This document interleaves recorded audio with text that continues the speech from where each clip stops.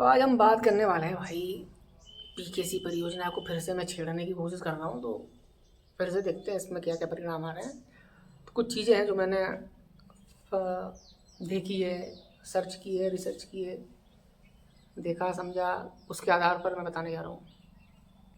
देखो, आप सभी लोगों को मालूम होगा कि डैम जो बना रहे हैं वो घाटा खेड़ी पे बन रहा है। ये तो सभी को मालूम है। घाटा खेड़ी के हिसाब से और अभी किसानों भी खेती करने वाले हैं, तो खेती में भी उनको समस्या आ रही है, खाद ऐसी ऐसी कई चीज़ें सामने आ रही है। तो अब पीकेसी के ऊपर हम बात करें तो पीकेसी के ऊपर जैसे अभी 26 तारीख को जो मीटिंग हुई ना, उस मीटिंग से किसी को उसका क्या परिणाम निकला और लोगों को क्या मालूम चला, इस चीज़ की जानकारी मैंने 2-3 लोगों से पूछा कि आपको क्या मतलब इसका क्या निर्णय निकला। तो किसी ने कुछ बताया नहीं कि ये निर्णय निकला कि ये निकला, कुछ भी नहीं बताया। लेकिन मेरे अनुसार, क्योंकि मैं 1 घंटे तक वहीं रहा, मैंने सब देखा, परखा और सुना। सभी लोगों ने बात की डैम को रोकने की, सभी लोगों ने बात की कि हम डैम 2 नहीं बनने देंगे, हम डैम 2 बनने देंगे, ऐसा कुछ बात की है। कोई बोल रहा है कि आप तो ऐसा करो कि जहाँ निचला क्षेत्र है हमाद के नीचे से वहाँ से यहाँ तक आप 20 किलोमीटर लंबा है तो 5 डैम बना दो। तो इस प्रकार की बातें हम लोगों ने देखी और हम लोगों ने सुनी। यही चीज़ें सामने आई हैं उस दिन जब 26 तारीख को मीटिंग हुई थी। किसी ने एक बार सोचा कि अगर आप जो विरोध कर रहे हैं, विरोध अगर संपन्न हुआ तो अच्छी बात है। मैं भी चाहता हूँ मेरी ज़मीन भी डूब रही है, विरोध अगर हो रहा है और विरोध से अगर रुक जाए तो बहुत अच्छी बात है। मेरे लिए भी अच्छी बात है, आपके लिए भी, सभी किसानों के लिए भी अच्छी बात है। ज़मीनें नहीं डूबेंगी। क्या किसी ने एक बार भी सोचा कि अगर डैम बन गया तो क्या करेंगे? भाई, इसलिए बोला मैंने डैम बन गया तो क्या करेंगे। तो देखो, मोहनपुरा डैम बना, सरदार सरोवर डैम बना, गांधी सागर डैम बना। अपने यहाँ जितने भी डैम बने हैं, मतलब मध्य प्रदेश के अंदर अभी तक जितने भी डैम बने या फिर देश के कहीं कहीं जितने भी डैम बने हैं, हर डैम को रोकने के लिए कभी न कभी आंदोलन हुए हैं। लोगों ने विरोध किया ही है, क्योंकि जब जिसकी ज़मीन डूबती है वो व्यक्ति विरोध जरूर करता है। तो सबने विरोध किया। लेकिन यहाँ जब उस दिन मीटिंग हुई तो बैकअप प्लान किसी के पास नहीं था, किसी ने नहीं बताया।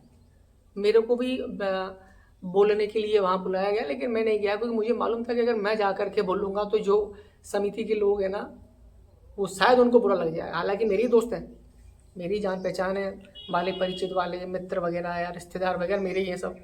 लेकिन हो सकता है उनको बुरा लग जाए, इतने सारे लोग थे। मेरे को बुलाया मेरे दोस्त राजकुमार मीना, सरपंच साहब ने बुलाया मेरे को, लेकिन मैं नहीं गया, मेरे से मना कर दिया किसी ने, मैं नहीं जाऊँगा फिर। तो वहाँ सभी प्रकार की बातें हुई, लेकिन बैकअप प्लान किसी के पास था कि अगर डैम बनता है तो हम क्या करें। देखो, गुना कलेक्टर साहब जिन्होंने बोला कि किसान को 2 गुना मुआवजा दिया जाएगा और 3000 वर्ग स्क्वायर फीट का एक प्लॉट दिया जाएगा, जिसमें जाकर के वो अपना घर बनाएगा और किसान जो व्यक्ति डूब क्षेत्र में आ रहे हैं वो वहाँ जाकर के रहेंगे। ये कलेक्टर साहब ने बोला। ये 2 गुना मुआवजे को आपने किसी से पूछा, किसी अधिकारी से पूछा या फिर किसी व्यक्ति से पूछा कि 2 गुना मुआवजा कितना होगा? मैं केवल डैम के विरोध से हटके ये बात कर रहा हूँ। 2 गुना मुआवजा कितना होगा? 2 गुना मुआवजा इतना होगा कि सरकारी ज़मीन, जो हम ज़मीन पर खेती कर रहे हैं वो एक प्रकार से सरकारी ही है। सरकार जब चाहे उस पर कुछ भी कर सकती है, सरकारी ज़मीन होती है वो। तो सरकार की नज़र में उस ज़मीन की कीमत है लगभग 1,30,000 रुपये। अलग अलग गाँव की, अलग अलग क्षेत्र की अलग अलग कीमतें होती है।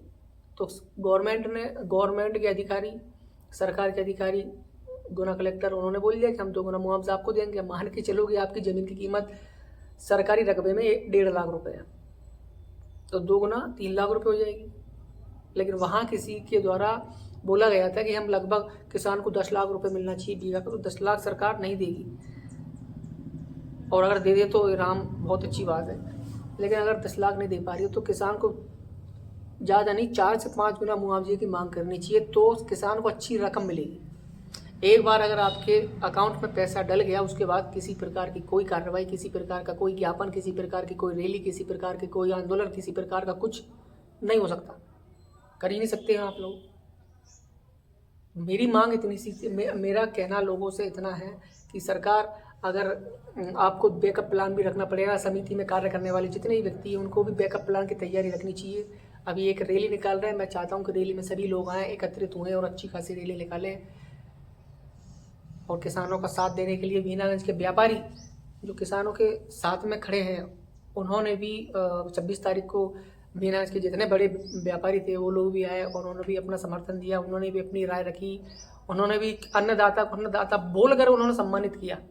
किसी नेता, किसी मंत्री के द्वारा इस प्रकार से किसान को सम्मानित नहीं किया जा रहा था जिस प्रकार से उस दिन एक व्यापारी ने आकर सम्मानित किया कि भाई अगर आप नहीं हो तो हमारी कोई वैल्यू नहीं है। इस प्रकार का सम्मान बीनागंज के व्यापारियों ने दिया। तो अनुरोध मेरा इतना है कि बैकअप प्लान की तैयारी करो और ये जो आंदोलन चल रहे हैं, ये जो तैयारियां चल रही हैं रैली निकालने की, ये जोरों शोरों से चलने दो सॉरी, लेकिन एक बैकअप प्लान बहुत ज़रूरी है। अगर आप लोगों को लगता है कि डैम सही नहीं है, डैम डूब क्षेत्र में इतनी भूमि डूब जाएगी, इतना भूमि डूब जाएगी, आप ही बताओ। मोहनपुरा डैम जब बना था उसमें 130 लोगों को जेल हुई थी। डैम बनने के बाद वो खुला था। अभी सुटालिया जो डैम बन रहा है उसमें 1-2 व्यक्ति जेल में है पिछले 2 साल से, जिनकी उनके ऊपर कोई सुनवाई नहीं की जा रही है।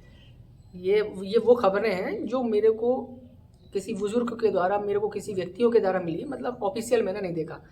लेकिन अगर आप मोहनपुरा डैम के बारे में देखोगे ना तो आपको वहाँ मिल जाएगी कि इतने लोगों ने इसका विरोध किया था और इस प्रकार से इसमें कार्रवाई की गई थी। उसी तरीके से मैं ये बात बोल रहा हूँ सामने कि लोगों को मेरी बातें सुनना पसंद है, मेरा जो बोल रहा हूँ वो अच्छा लग रहा है बोलने में उनको, तो इसलिए मैंने ये बोला। आप लोग देखो विरोध कर रहे हैं, मैं भी विरोध करता हूँ, आप भी विरोध करते हैं। मेरी खुद की भूमि है, इतनी सी भूमि है मेरे पास में, वो भी चली जाएगी, कल से खाने के लाले पड़ जाएंगे। इसलिए मैं इसका विरोध करता हूँ, मैं भी करता हूँ समर्थन। मेरे ही मित्रों ने मेरे को रोका कि वीडियो मत बनाया करो। ठीक है, कोई बात नहीं। वैसे तो यह है कि वीडियो से कोई डैम नहीं रुकता, लेकिन मेरा कहना यही है कि बैकअप प्लान होना चाहिए। मैंने जब एक मित्र से पूछा कि आपका बैकअप प्लान क्या, हमारा कुछ नहीं, कोई बैकअप प्लान नहीं। जो कलेक्टर साहब ने बोल दिया वही है केवल। तो कलेक्टर साहब से अनुरोध करो कि कलेक्टर साहब दोगुना नहीं 5 गुना मुआवजा चाहिए। अब 3000 वर्ग स्क्वायर फीट नहीं, 6000 वर्ग स्क्वायर फीट दीजिए। और जब ये मेरा सीधा सा कहना है, हमारा जीवन है, मतलब मैं हूँ आने वाला भविष्य। ये तो वर्तमान चल रहा है, लेकिन आने वाला भविष्य, जैसे बच्चे, छोटे बच्चे जो आने वाले हैं, जिनकी शादी होंगी, बच्चे आएंगे, भविष्य आएंगे, उनके भविष्य के लिए अगर कोई कार्य करना है तो सीधी सी बात ये है कि जब ये मध्य प्रदेश और राजस्थान की लिंक परियोजना हो सकती है, तो ये मध्य प्रदेश और राजस्थान का व्यक्ति, जो मध्य प्रदेश का डूब क्षेत्र का व्यक्ति है, वो राजस्थान के जाकर के STSC में अपना नाम लिखवाए, वहाँ जाकर STSC बने, क्योंकि इससे बच्चों का ही भविष्य सुधरेगा। हम खेती करते हैं, जैसे मैं खेती करता हूँ, मेरे दादा ने खेती की मेरे पिता के लिए, उन्होंने घर गृहस्थी बनाई। मेरे पिता ने खेती के लिए हमारे लिए घर गृहस्थी बनाई। मैं खेती करूँगा, आने वाली पीढ़ियों के लिए घर गृहस्थी बनाऊँगा। इसी प्रकार से मेरा कहना यह है कि STSC में आओ, राजस्थान जाओ, राजस्थान में रहो, मांग करो सरकार से, भाई मुआवजे जितना दे रहो ठीक है, उसको 5 गुना करो, भूमि ज़्यादा करो रहने के लिए, क्योंकि बहुत बड़े बड़े परिवार हैं लोगों के पास में। और उसके बावजूद सरकार से ये मांग करो कि हमें राजस्थान में रहना है, हमें STSC में आना है, क्योंकि डैम बनेगा। मैंने जहाँ जहाँ के डैम को सर्च किया, रिसर्च किया है, भाई 72,000 करोड़ की डैम की परियोजना की रकम है, 72,000 करोड़। और उसके ऊपर जो नहरें बन रही हैं ना डैम के ऊपर, राम सेतु, ऐसे कुछ नाम, उनके भी नामकरण हो चुके हैं। गूगल से जाकर के पूछो सही जानकारी, गूगल पे नहीं मिलता है तो गूगल के AI से पूछो, वो संपूर्ण जानकारी देगा। इसमें केंद्र सरकार का 90% पैसा लगेगा और उसमें 10% पैसा केवल राज्य सरकार का लगेगा।